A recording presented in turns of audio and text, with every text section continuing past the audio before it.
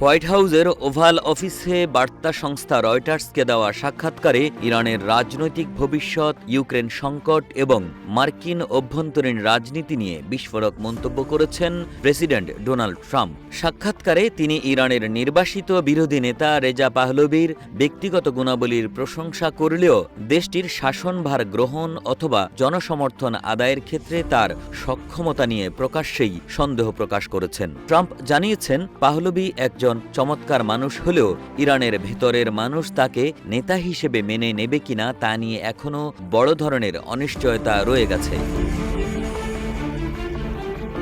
Cube হোল্ডিংসের গল্পে সেই রেখাটি আঁকা হয়েছিল আজ থেকে 1 যুগ আগে। নকশাই আমাদের ভাষা। Cube holdings limited. পাহলভি 1979 সালের ইসলামী বিপ্লবের আগে ইরান ত্যাগ করেছিলেন এবং বর্তমানে প্রবাসে থেকে বিক্ষোভের অন্যতম প্রধান হিসেবে পরিচিতি পেয়েছেন। তবে ট্রাম্প মনে করেন, ইরানের অভ্যন্তরীণ রাজনীতিতে তার গ্রহণযোগ্যতা এখনও পরীক্ষিত নয়।